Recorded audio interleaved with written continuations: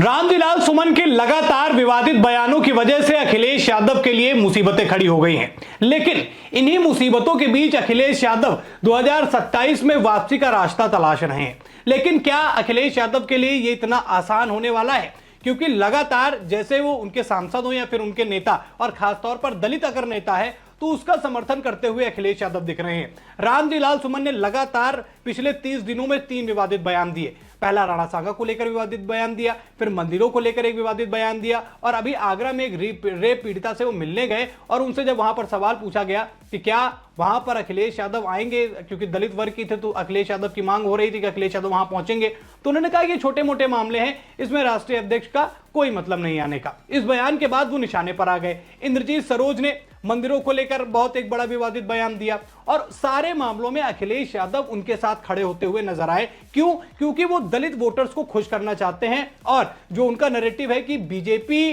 जो है वो दलित विरोधी है, ये नैरेटिव जो विपक्ष सेट करता है बीजेपी के लिए, उस पर वो आगे काम करने के हिसाब से अखिलेश यादव लगातार उनके साथ खड़े हो रहे हैं। पर दोस्तों, इसमें सवाल यही खड़ा होता है, क्या उत्तर प्रदेश जैसे इतने बड़े प्रदेश में दलितों के साथ ही, क्या केवल दलित वोटर्स के साथ ही क्या समाजवादी पार्टी की वापसी संभव है? ऐसा नहीं कि सारा वोट जो है वो अखिलेश यादव को मिल जाएगा, लेकिन क्या दलित वोट्स, केवल दलित वोट्स पे ही काम करके अखिलेश यादव उत्तर प्रदेश की राजनीति में कमबैक कर पाएंगे या नहीं? आज की इस रिपोर्ट में मैं आपको एक एक पूरे आंकड़े बताऊंगा, कौन कितनी जातियां हैं, कौन कितना क्या है, वो सारे समीकरण बताऊंगा, और उसके बाद सवाल आपसे होगा और आप बताइएगा कि क्या अखिलेश यादव जो राजनीति कर रहे हैं इससे क्या वो 2027 विधानसभा चुनाव में वापसी कर पाएंगे या नहीं। अब इन सारी चीजों को समझने के लिए दोस्तों हमें समझना पड़ेगा उत्तर प्रदेश का जातीय समीकरण। ये पूरा जातीय समीकरण है, पर मैं आपको एक एक करके समझाता हूं कि उत्तर प्रदेश में अन्य जातियां भी हैं जो किसी की वापसी, किसी की जीत, किसी के हार का कारण बन सकती हैं। दलित वोट्स कितने हैं वो भी मैं आपको बता देता हूं। सबसे पहले दोस्तों आप ये आंकड़ा समझिए, और जो मैं आपको ये नंबर बताऊंगा, ये नंबर एग्जैक्ट नहीं होते, ये अंदाजन नंबर होते हैं। बड़े बड़े न्यूज चैनल्स, रिसर्च एजेंसीज जो है ये नंबर निकाल कर देती हैं और वहीं से ये नंबर मुझे भी मिले हैं। सबसे पहले आप देखिए, 17 से 19% जो है वो सवर्ण वोटर माने जाते हैं। ये कहा जाता है कि उत्तर प्रदेश में 17 से 19% जो है सवर्ण वोटर है। ब्राह्मण में जिसको 10% बताया जाता है, राजपूत 5% है, वैश्य 2% है और भूमिहार 2% है। अब ये हो गए कौन? सवर्ण वोटर्स। अब जनरल के बाद ओबीसी का नंबर आता है। ओबीसी की जो संख्या है उत्तर प्रदेश में वो ज्यादा है, वो भी समझिए, 42 से 43% जो है वो ओबीसी है। अब इस ओबीसी में आता कौन कौन है ये भी समझ लीजिए। इसमें 10% कहते हैं यादव है, कुर्मी जो है वो 5% है, मौर्य 5% है, जाट 4 है, राजभर 4 है, लोधी 3 है, गुर्जर 2 है और निषाद, केवट, मल्ला 4% है, और बाकी 6 अन्य फीसदी की जातियां जो हैं वो आती हैं इस ओबीसी वर्ग में। अब यादव वाले वर्ग में भी नाराजगी है, इस वर्ग में भी नाराजगी है अखिलेश यादव के एक बयान की वजह से। क्या? कि भैया जिनको दुर्गंध पसंद है वो गौशाला बनाते हैं और जिन्हें सुगंध पसंद है वो इत्र पार्क बनवा रहे हैं, यानी समाजवादी पार्टी के कन्नौज इत्र पार्क की बात होने लगी। इस वर्ग से इसमें नाराजगी आई अखिलेश यादव के इस बयान की वजह से। तो ये आप मत मानिए कि एकमुश्त वोट जो है अखिलेश यादव को इस बार मिलने वाला है।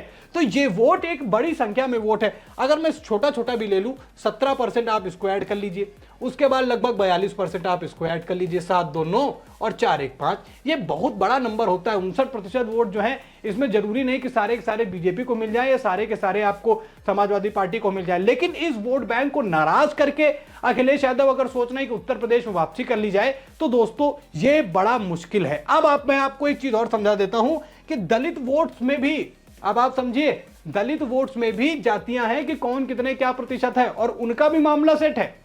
कई लोग केंद्र की योजनाओं का लाभ पाकर बीजेपी को वोट देने लगे हैं। इवन आप ये मान के चलिए कि दलित वोट जो है जब से उत्तर प्रदेश में मायावती की सरकार गई है तब से आप ये मानिए कि लगातार बीजेपी की तरफ वो बढ़ता गया, तभी उत्तर प्रदेश में उनको लगातार जो है ऐतिहासिक सरकार बनाने का जो है वो मौका मिल गया।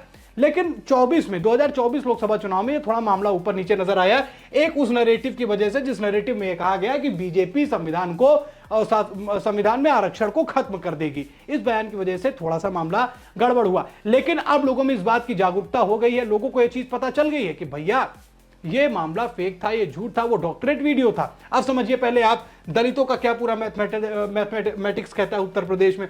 दलित वोटर्स की संख्या भी देखिए 21% है, जाटव आपके 11 आते हैं, पासी 3.5% आते हैं, कोरी 1% आता है, धोबी 1% आता है, खटिक, धनगर, वाल्मीकि और अन्य 4.5% में आते हैं। अब ये 21% जो नंबर है ये एक बड़ी संख्या है, बिल्कुल कोई दो राय नहीं है इसमें। देखिए ओबीसी वोट जो है उसको पाने के लिए बीजेपी लगातार मेहनत करती हुई नजर आ रही है, लेकिन अखिलेश यादव जो अभी हालिया स्थिति है वो एससी एसटी वोट्स पर ज्यादा डिपेंड कर रहा है, वो ज्यादातर दलितों की बात कर रहे हैं।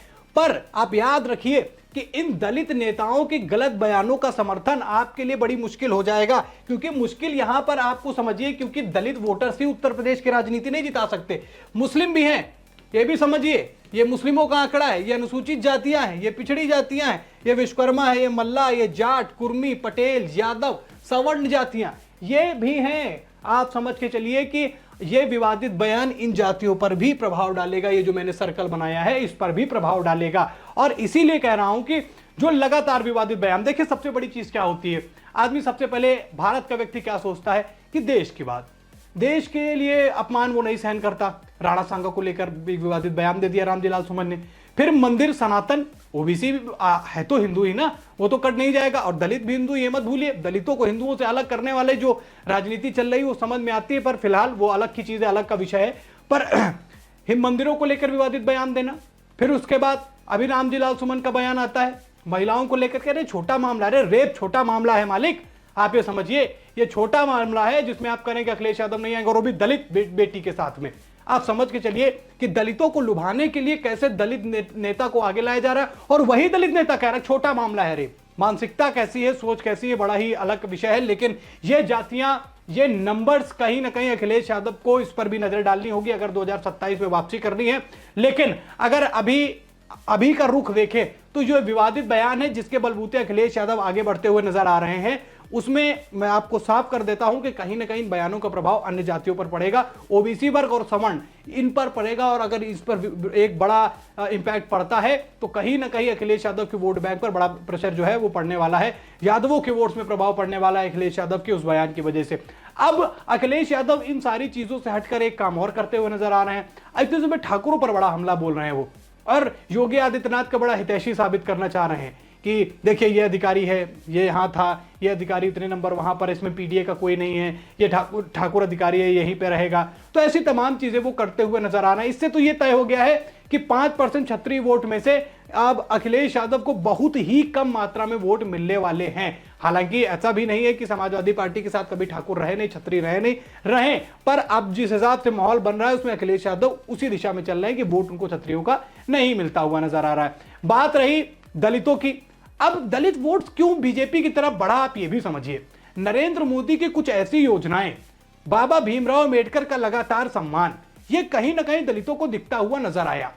आप चाहे फ्री राशन की बात कर लीजिए, आवास की बात कर लीजिए, इलाज की बात कर लीजिए, तमाम चीजें जो है योजनाओं का लाभ जो है दलितों को बड़ी संख्या में बीजेपी सरकार ने दिया, और उसी संख्या का फायदा, उसी योजनाओं का फायदा बीजेपी को मिलता आया। अब ऐसे में अखिलेश यादव जाति जाति खेल कर खास तौर पर दलितों का वोट जो है वो अलग करके अगर ये सोच रहे हो कि उत्तर प्रदेश की राजनीति में भैया वापसी कर ली जाए, बड़ा मुश्किल है अखिलेश यादव जी, क्योंकि अन्य लोगों का अपमान करके, एक लोगों का सम्मान करके आप उत्तर प्रदेश की राजनीति में आगे नहीं आ सकते। हालांकि मैं क्या कहता हूं, ये आप उस पर बिल्कुल अमल करने की जरूरत नहीं, आंकड़े क्या कहते हैं उस पर ध्यान दीजिए, क्योंकि ये आंकड़े और ये जो माहौल बना है ये कब कैसे क्या पलट जाए और मेरी बातें कब ऊपर नीचे हो जाए, इसमें कोई दो राय नहीं है। अखिलेश यादव कमबैक के रास्ते पर खड़े हैं। अखिलेश यादव के साथ जो स्थितियां रही, 2012-17 में उत्तर प्रदेश के मुख्यमंत्री रहे, फिर चुनाव होता है, 47 सीटें पाते हैं, फिर मगर वापसी की मामला शुरू कर देते हैं। अखिलेश यादव एक समझदार नेता है और बतौर विपक्ष बहुत बेहतरीन नेता। मैं बहुत पसंद करता हूं कि भारत में अगर इस तरीके का विपक्ष किसी राज्य में हो, मैं कहता हूं केंद्र में हो, वाकई ऐसा विपक्ष होना बेहद जरूरी है। अखिलेश यादव एक्टिव नेताओं में से एक हैं और लगातार सरकार पर सवाल करते हैं। लेकिन देश को जातियों में बांटना, जातियों में उलझाना, ये कहीं ना कहीं गड़बड़ मामला नजर आता है। और ये सिर्फ समाजवादी पार्टी का ही मामला नहीं है, उत्तर प्रदेश की हो या फिर देश की हो, राजनीति में ये चीज सभी पार्टियां करती हुई नजर आती हैं, झुकाव एक तरफ नजर आता है। खैर, चीजें बदलती हुई नजर आ रही हैं। बीजेपी को मुस्लिम विरोधी साबित किया जा रहा था, वहां पर भी देखा गया कि वक्फ बिल में भी कई मुस्लिम समुदायों ने समर्थन दिया कि वक्फ बिल में जिस तरीके से मुस्लिमों को अंधेरे में रखा गया, वहां पर अब बीजेपी और नरेंद्र मोदी सरकार ने उनके हक की बात की, 3 तलाक की बात हो तो वो एक नैरेटिव फेल होता हुआ नजर आया। फिर जिस नैरेटिव के तहत 2024 के लोकसभा चुनाव में इंडिया गठबंधन को वोट मिले और खासतौर पर उत्तर प्रदेश में समाजवादी पार्टी को 37 सीटें जो मिली, उसके पीछे का कारण यह रहा कि अमित शाह का एक वीडियो वायरल होता है जिसमें संविधान में आरक्षण खत्म करने की बात कही जाती है और उस बात का बड़ा प्रभाव पड़ता है और जिसकी वजह से अब की बार 400 पार वाला नारा इतना विफल होता है कि वो 240-41 सीटों पर आकर थम जाता है। और पहली बार नरेंद्र मोदी जब प्रधानमंत्री ऐसे बनते हैं जब बीजेपी पूर्ण बहुमत की सरकार नहीं बना पाती, उसे गठबंधन के सरकार के सहारे, पार्टियों के सहारे जो है सरकार बनानी पड़ती है। अब आप समझिए कि आंकड़े कब क्या ऊपर नीचे हो जाते हैं, इसीलिए मैंने आपको केवल यह मामला समझाया। अब दोस्तों मैंने पहले ही कहा था मैं सारी चीजें आपको बताऊंगा, लेकिन जवाब आपको देना है। क्या दलित वोट्स के बलबूते उत्तर प्रदेश में वापसी करना अखिलेश यादव के लिए संभव है? क्योंकि विवादित बयान कहीं ना कहीं उनको लगातार निशाने पर ले रहे हैं। क्या उन्हीं विवादित बयानों का प्रभाव आप पर पड़ रहा है और क्या इन्हीं विवादित बयानों को देखते हुए आप समाजवादी पार्टी को वोट करेंगे या फिर बीजेपी के साथ ही उत्तर प्रदेश की जनता जा रही? क्या लगता है? सीधा सवाल, अखिलेश यादव 2027 में कमबैक कर पाएंगे या फिर नहीं? कमेंट करके अपनी राय जरूर बताइएगा। खबर में इतना ही। वीडियो को लाइक और शेयर करें, चैनल पर नए हैं तो चैनल को जरूर सब्सक्राइब करें। फिर मिलते हैं नई खबर में, तब तक के लिए धन्यवाद।